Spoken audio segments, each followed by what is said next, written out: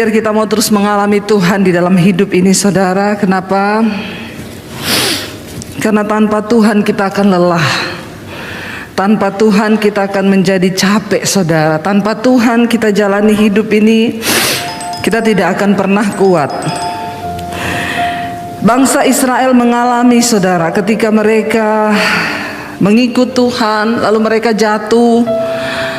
Mereka mengalami lagi janji Tuhan, lalu mereka mengkhianati Tuhan lagi. Mereka melakukan dosa, sampai akhirnya Tuhan izinkan mereka ada di dalam pembuangan di Babel, saudara. Ketika mereka dalam pembuangan, mereka merasakan hidup yang tidak enak.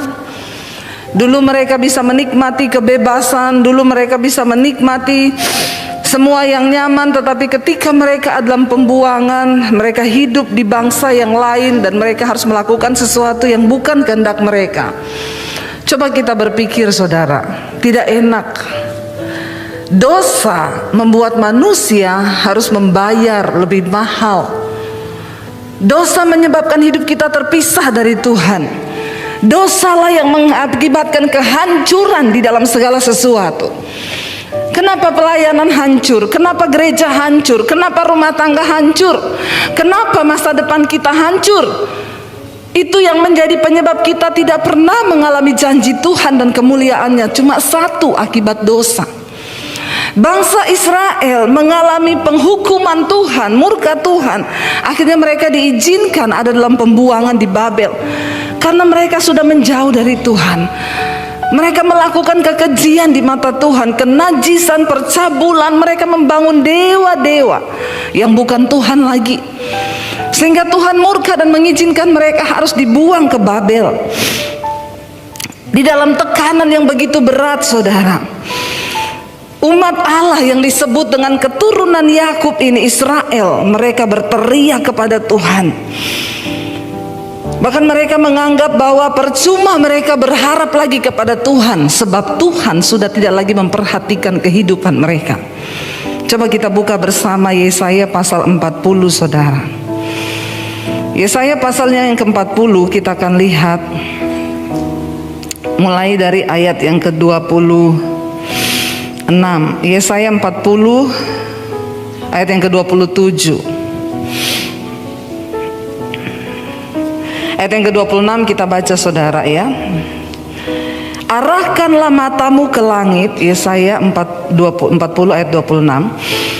Arahkanlah matamu ke langit dan lihatlah siapa yang menciptakan semua bintang itu dan menyuruh segenap tentara mereka keluar sambil memanggil nama mereka sekalian. Satupun tidak ada yang tidak hadir, oleh sebab Ia Maha Kuasa dan Maha Kuat. 27. Mengapakah engkau berkata demikian, hai Yakub, dan berkata begini, hai Israel, hidupku tersembunyi dari Tuhan dan hakku tidak diperhatikan Allahku. Di tengah masa pembuangan akibat dosa, ya, Yakub, Israel berteriak dan berkata, Tuhan itu tidak melihat hidupku lagi, sudah tersembunyi aku. Bahkan dia berkata di sana apa? Tuhan tidak memperhatikan lagi hakku. Itulah manusia, saudara. Waktu dia hidup berbuat dosa seenaknya, semaunya dia lakukan. Tapi ketika dosa, akibat dosa membawa hidup kita di dalam keterpurukan, kesengsaraan, baru dia bilang apa? Tuhan itu tidak lagi memperhatikanku. Bahkan hakku tidak dibela lagi oleh Tuhan. Kita pintar kalau menuntut hak dari Tuhan. Itu manusia. Kita gampang kalau meminta Tuhan menolong kita, menjawab persoalan kita. Kita menuntut Tuhan, katanya Tuhan berjanji begini, tapi kenapa saya tidak mengalami begini? Itulah kita manusia. Yakub berkata di dalam pembuangan, di dalam rasa tertekan, dia bilang apa? Tuhan tidak lagi melihatku. Hidupku sudah tersembunyi. Allah nggak maha melihat, Allah nggak maha tahu. Bahkan hakku tidak lagi diperhitungkan Tuhan. Dia berkata di sana, hakku tidak diperhatikan Allah. Tuhan bilang, engkau lihat siapa yang menciptakan langit, bumi, bintang, matahari. Aku yang memerintahkan semua bintang keluar. Mereka tidak ada satupun yang tidak hadir ketika Tuhan memanggil tentara-tentara itu. Mengapakah engkau berkata demikian Yakub, dan berkata begini, hidupku tersembunyi dari Tuhan dan hakku tidak lagi diperhatikannya. Saudara, jangan pernah berkata bahwa Tuhan tidak memperhatikan hidupmu. Jangan pernah berpikir bahwa Dia tidak melihat kita. Lalu ayat yang ke-28 di sana dikatakan, tidakkah kau tahu? Ayat 28. Tidakkah kau tahu dan tidakkah kau dengar? Tuhan ialah apa? Allah kekal yang menciptakan bumi dari ujung ke ujung. Ia tidak menjadi lelah dan tidak menjadi lesu, tidak terduga pengertiannya. Kenapa kita harus menyembah Tuhan? Kenapa kita harus mendekatkan diri kita dengan Tuhan? Yang pertama, karena Tuhan yang menciptakan kita, saudara. Amin. Kalau kita tahu Dia yang menciptakan kita, alangkah naifnya kalau seorang itu tidak mendekatkan diri dengan Tuhan. Tuhan yang pegang semua rencana atas hidup kita, bahkan blueprint hidup kita, rencana kita ke depan, itu ada di dalam tangan Tuhan. Kenapa kita harus mencari Tuhan? Kenapa kita harus menyembah Tuhan, percaya kepada Dia? Karena kita ini ciptaannya. Ayat yang ke-29 dikatakan, Dia memberi kekuatan kepada yang lelah dan menambah semangat kepada yang tidak berdaya. Orang-orang muda menjadi lelah dan lesu, dan teruna-teruna jatuh tersandung. 31 baca sama-sama. Tetapi orang-orang yang menanti-nantikan Tuhan mendapat kekuatan baru. Mereka seumpama raja wali yang naik terbang dengan kekuatan sayapnya. Mereka berlari dan tidak menjadi lesu. Mereka berjalan dan tidak menjadi lelah. Kita belajar dari kisah ini, saudara. Kenapa ayat ini muncul? Karena teriakan bangsa Israel di dalam keterpurukan, di masa pembuangan. Mereka berpikir Tuhan sudahlah tidak lagi memperhatikan mereka. Padahal itulah upah dosa. Mereka harus membayar. Ingat, saudara, setiap dosa yang engkau lakukan itu ada konsekuensinya. Waktu kita datang minta ampun, diampuni. Tetapi upahnya itu yang berat, dan banyak orang Kristen tidak sanggup membayar upah dari dosa itu. Karena itu, hiduplah berhati-hati, mikir kalau mau bikin dosa. Amin, saudara. Karena semua ada konsekuensinya. Dia Tuhan yang tidak bisa berdusta dengan janjinya. Upah dosa itu maut. Masih bagus kalau kita nggak binasa. Bangsa Israel ketika dalam pembuangan, mereka nggak kuat menghadapi proses. Padahal itu terjadi karena kesalahan mereka sendiri. Banyak manusia melakukan kesalahan dalam hidupnya, tetapi ketika mereka masuk dalam proses Tuhan, mereka nggak kuat, saudara. Akhirnya banyak yang memilih murtad. Ayo kita menyadari hal ini. Ketika dalam pembuangan mereka, bahkan apalagi yang paling membuat kita itu seringkali down, ketika kita merasa Tuhan itu sudah meninggalkan kita. Saya pernah mengalami waktu saya kecelakaan mobil, saudara, satu keluarga. Kita mau pelayanan waktu itu ke Anyer. Saudara yang mengikuti kisah saya, mungkin saudara lihat di Instagram saya pernah angkat fotonya. Saudara, kami mau pelayanan ke Anyer, berangkat satu keluarga. Tiba-tiba waktu mau bayar tol, mobil kita berhenti, saudara. Ketika berhenti, saya terbangun karena saya tidur, anak-anak juga tidur di belakang. Kami satu mobil berlima. Ketika berhenti, tiba-tiba saya merasa benturan yang sangat keras di mobil itu. Lalu mobil kami terlempar ke jalur sebelah.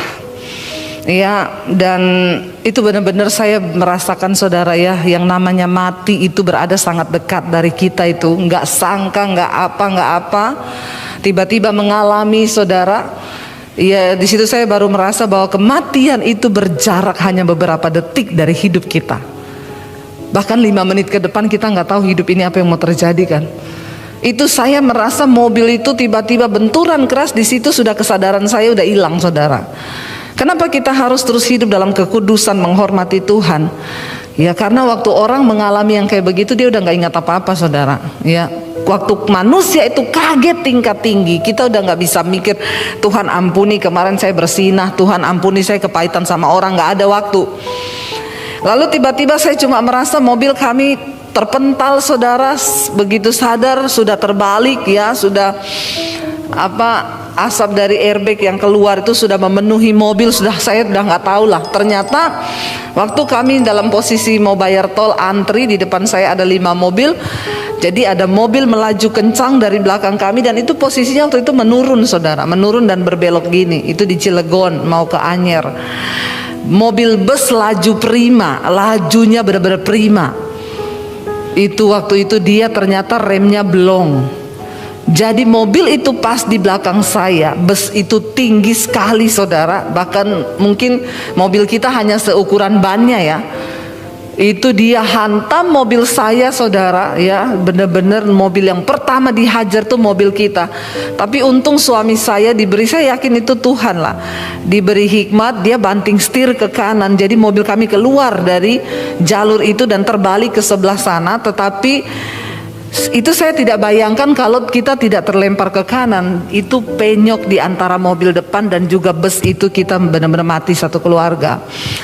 Mobil kita terlempar tapi belakang mobil saya tuh hancur sampai hampir ke depan. Anak saya di belakang tidur melintang. Ya, waktu kejadian itu saya bingung saudara. Jadi dari kursi belakang sampai bagian tengah itu remuk, sampai benar-benar remuk. Saya bingung waktu itu, anak saya yang paling kecil yang tidur di belakang waktu itu sudah di pangkuan saya di depan. Lalu akhirnya saya buka pintu mobil sambil berusaha keluar saudara. Ya, panggil orang minta tolong, nggak ada yang mau nolong karena mereka bilang itu mobil mau meledak, ada asap, padahal itu airbagnya yang keluar saudara. Ya, jadi saya keluarin anak saya satu-satu. Ya, dan puji Tuhan itu mobil menurut asuransi hancur 80%. Tapi kami tidak ada satu luka pun, satu keluarga. Itu Tuhan saudara, itu Tuhan.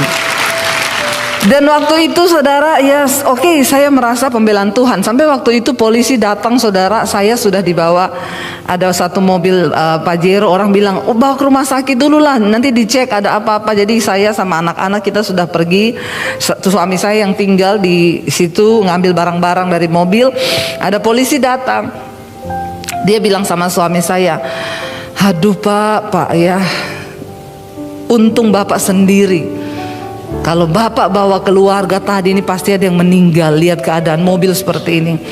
Suami saya bilang kami berlima pak. Polisinya bilang astagfirullah.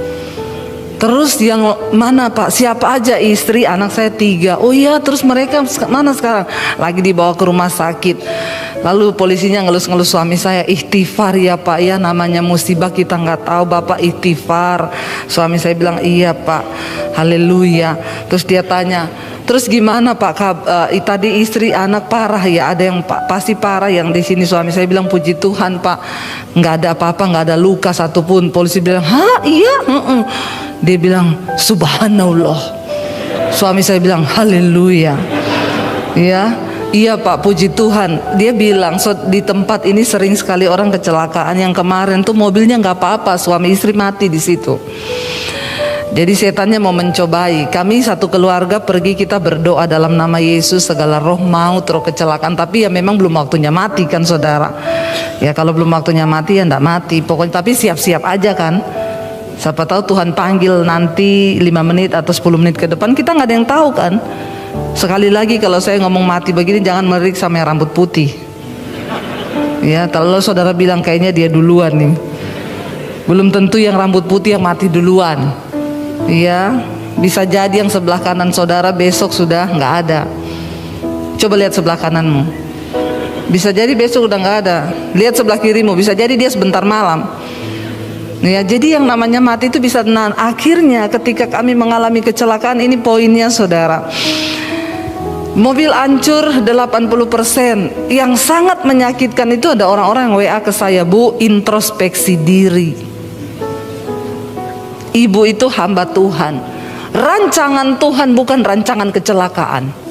Tapi kenapa ibu kecelakaan? Bertanya pada Tuhan, introspeksi diri. Dalam hati saya, lu gak usah ngirimi gitu juga saya introspeksi, keles. Iya gak saudara? Lalu kita ini ngalami apa itu langsung kan. Kalau orang yang ada Roh Kudus langsung, Tuhan saya salah apa ya? Dan yang lebih menyakitkan, Waktu itu saya tanya, Tuhan saya dosa apa sampai Tuhan izinkan kami kecelakaan sebegini? Ini hampir mati loh. Ini benar-benar nyawa loh Tuhan. Yang bikin saya down saudara, kalau saya lagi selingkuh misalnya ya, kalau saya lagi selingkuh terus tabrakan, Tuhan ampuni, ini pasti karena saya selingkuh. Kan lebih enak gitu ya, kita tahu kan. Masalahnya saya tidak mendapati sesuatu yang bikin Tuhan tuh murka. Ngerti nggak saudara? Kalau saya lagi selingkuh, saya Tuhan pasti ini karena saya selingkuh nih, makanya Tuhan izinkan gini, tobat, kapok lu. Kan harusnya begitu. Masalahnya suami saya juga bilang, kita introspeksi, suami saya bilang, tadi malam itu padahal aku nyembah Tuhan loh sampai jam 2 nangis-nangis.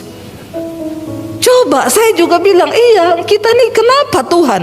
Disitulah perasaan di iblis menuduh Tuhan tuh ninggalin kita. Dan itu perasaan yang paling mematikan ketika kita merasa Tuhan tuh meninggalkan kita.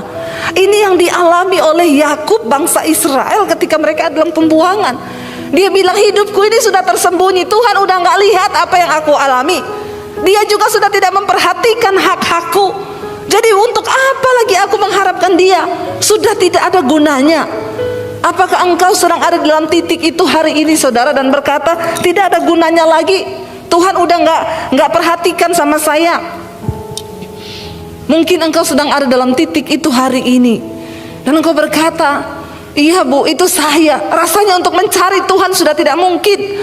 Melihat keadaan yang buram di depan saya, apa yang mau saya lakukan lagi? Dengar baik saudara. Ingat, yang pertama ingat, kita ini ciptaan Tuhan. Dia yang berkuasa atas hidup kita, bahkan atas kematian kita. Saya kemarin, seorang ibu telepon saya, dia bilang, Bu, saya itu baru mengalami Tuhan secara pribadi benar-benar. Selama ini kita bisa gampang berkata, hidupku milikmu, semua yang ada dalam hidupku ini milikmu. Itu yang sering kita perkatakan. Tapi ketika Tuhan memberikan ujian tuh gak gampang Bu. Tiba-tiba denyut jantung saya naik Bu, dia bilang ya, sampai 200 apa berapa saudara. Jadi saya periksa ke dokter, nyut-nyut jantungnya. Dokter bilang ini korslet, kelistrikan jantungnya korslet. Bayangkan saudara, kalau korslet listrik rumah masih bisa diperbaiki lah, kalau jantungnya kelistrikannya korslet. Ya makanya saya sering bilang kan, ingat, apa yang membuat jantung berdebar dengan cepat? Bukan cuma faktor makanan. Karena dua hal yang membuat jantung berdetak dengan cepat. Yang pertama jatuh cinta, yang kedua jatuh tempo. Ya, jatuh cinta sama jatuh tempo mirip itu saudara. Kalau udah mau tanggal jatuh tempo, jantung kita berpacu cepat. Makanya jangan banyak-banyak cicilan. Amin. Itu yang menyebabkan orang mati mendadak. Ya, kurang-kurangilah beban cicilan saudara. Hidup apa adanya saja. Lalu dia bilang, akhirnya periksa ke dokter, akhirnya dia harus masuk rumah sakit di Opnam, dipantau sama dokter. Ya, yang nomor satu dokter bilang pasti ibu terlalu khawatir, terlalu banyak beban pikiran. Jangan terlalu khawatir. Saudara-saudara banyak khawatir, jantungnya korslet. Lebih daripada khawatir, lebih baik nyanyi, amin. Gak usah terlalu banyak khawatir ya, nanti cepat ketemu Bapa di sorga. Tapi luar biasa juga sih ya. Ada yang udah kepengen ketemu Bapa di sorga?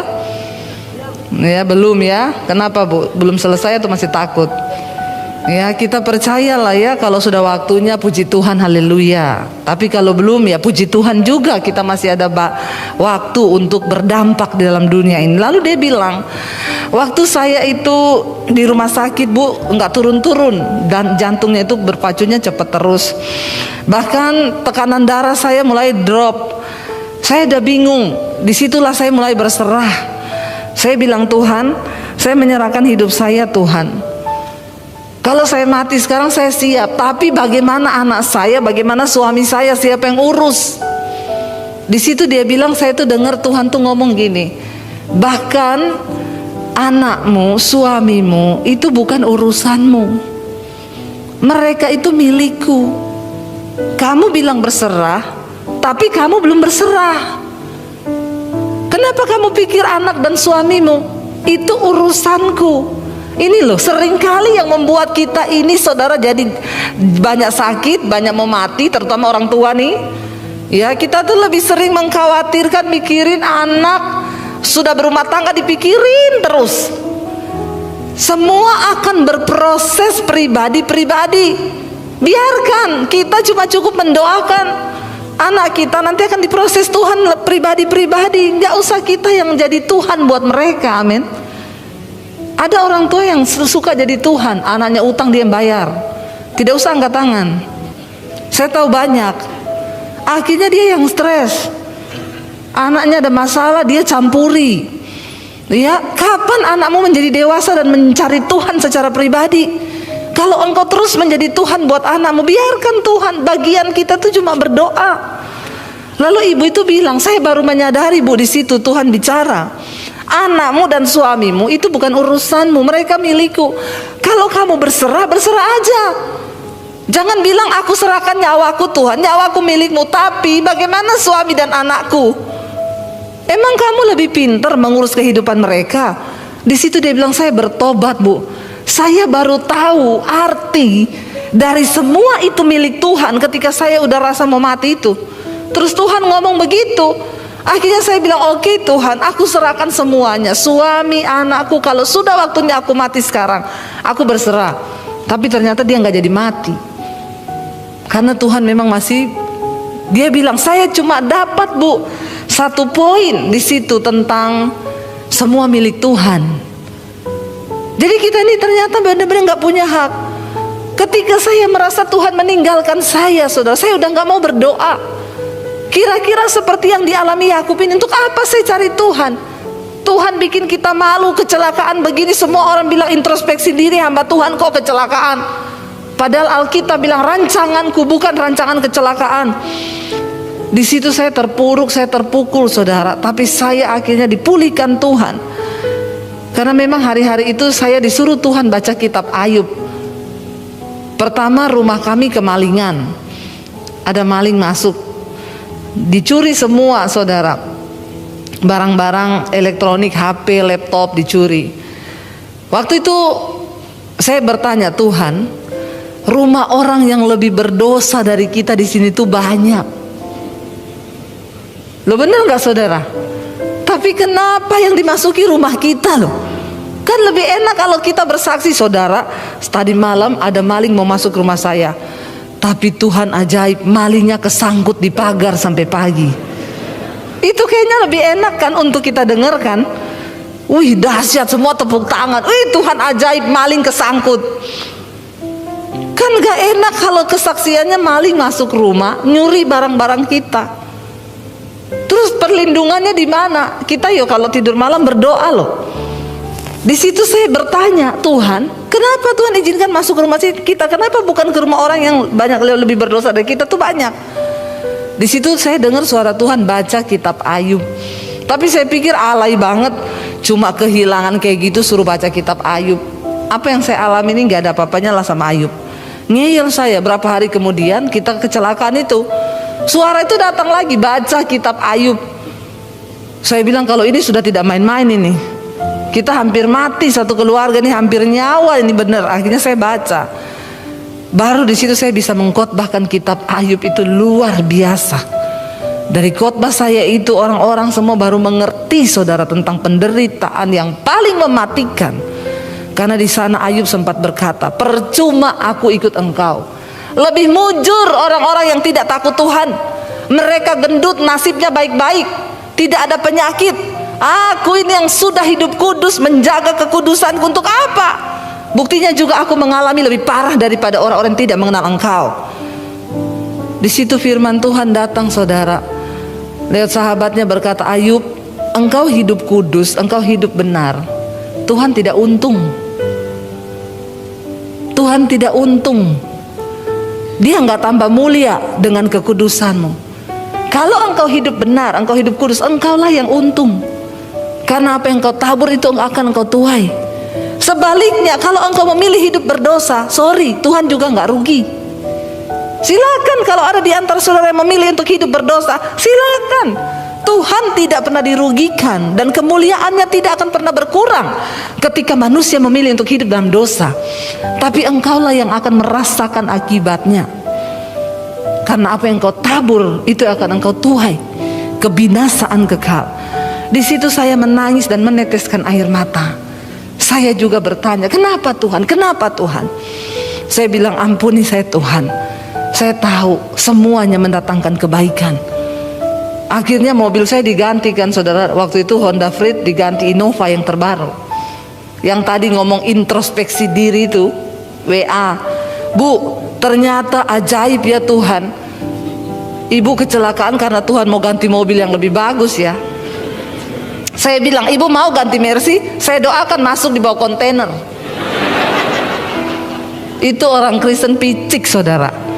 Ya, dia pikir kalau mau ganti Mercy terbaru, saya doakan sekarang Bu. Mau masuk di bawah kontainer? Jangan Bu, nggak mau. Nggak apa-apa, saya naik Avanza aja. Mau pilih mana? Sorry saudara, Tuhan tuh bekerja dengan caranya. Dan di balik semua peristiwa tuh ada nilai. Bangsa Israel tuh nggak ngerti kenapa mereka ada dalam pembuangan. Mana dia berteriak sudah di pembuangan karena dosa, ngomong lagi, ternyata Tuhan tidak melihat hidupku, hak-hakku tidak ada. Tuhan memberi nasihat kepada mereka. Orang yang menanti-nantikan Tuhan akan mendapat kekuatan yang baru. Di sana dikatakan, Dia memberi kekuatan kepada yang lelah, ayat 29, dan menambah semangat kepada yang tidak berdaya. Kenapa kita harus mencari Tuhan di tengah masa kesulitan kita? Karena Dia sumber kekuatan. Cuma Dia yang bisa memberikan, saudara, semangat kepada orang yang sudah tidak berdaya. Engkau tidak akan mendapatkan itu di diskotik, percuma. Ya, jangan pergi ke tempat yang seperti itu untuk mencari kekuatan. Engkau pulang semakin stres, bisa berakhir dengan bunuh diri. Ada bapak-bapak di Jakarta, dia bilang sama istrinya, dia tanya, dari mana? Saya ini penat di dalam rumah. Dari mana kamu? Ya dari sana mencari kekuatan. Dicek istrinya, saudara, ternyata suaminya ke Holy Wings. Dia tanya, apa itu Holy Wings? Gereja baru. Holy Wings, sayap kudus, saudara. Jangan salah masuk. Saudara pikir, wah gereja baru ini. Jangan, saudara, kita lari dari Tuhan. Ketika engkau datang di kaki Tuhan, ayat ini berkata, Dia yang memberikan kekuatan kepada yang lelah dan menambah semangat kepada yang tidak berdaya. 30, orang-orang muda menjadi lelah dan lesu. Hari-hari ini menghadapi persoalan zaman. Ya, kita melihat akan datang masa yang sukar di depan. Bahkan orang muda akan menjadi lelah dan lesu. Dengar baik-baik yang muda-muda di sini. Engkau tidak punya cukup kekuatan untuk bertahan dengan kepintaranmu, dengan tenagamu, habis menghadapi masa yang semakin sulit ke depan. Ayat ini berkata, orang muda menjadi lelah dan lesu, dan teruna-teruna jatuh tersandung. Tetapi orang yang menanti-nantikan Tuhan, mereka akan mendapat kekuatan baru. Siapa yang membutuhkan kekuatan baru hari-hari ini?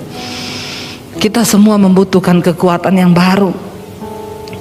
Mereka seumpama raja wali yang naik terbang dengan kekuatan sayapnya. Mereka berlari dan tidak menjadi lesu. Mereka berjalan dan tidak menjadi lelah. Rasul Paulus berkata, siapapun saudara yang mengaku percaya kepada Kristus, engkau mau atau tidak, kita semua ada di dalam gelanggang pertandingan. Karena itu Rasul Paulus bilang, berlarilah begitu rupa supaya engkau memperoleh mahkota itu, yaitu kehidupan yang kekal. Tapi apakah kita bisa berlari, saudara? Dengan semua persoalan hidup yang sedang kita hadapi, dengan tantangan yang begitu berat, banyak orang mulai menjadi lelah. Banyak orang mulai menjadi capek, lalu dia menyerah di tengah jalan. Tetapi orang yang terus menantikan Tuhan, ayat ini menjamin dia akan berlari tapi tidak menjadi lelah. Dia akan berlari tetapi tidak menjadi lesu, berjalan tidak menjadi lelah. Mari kita cari Tuhan hari-hari ini. Mari kita terus menanti-nantikan Tuhan. Mari kita terus ada di kakinya hari-hari ini dan berkata, Tuhan, kami mau menantikan Engkau. Kami mau mencari wajah-Mu. Saudara, tidak ada perkara yang mustahil bagi Tuhan. Dia sanggup memberikan jaminan atas kehidupan kita, saudara. Dia mampu, asalkan kita mau sungguh-sungguh datang tersungkur di kakinya. Mari kita bangkit berdiri bersama.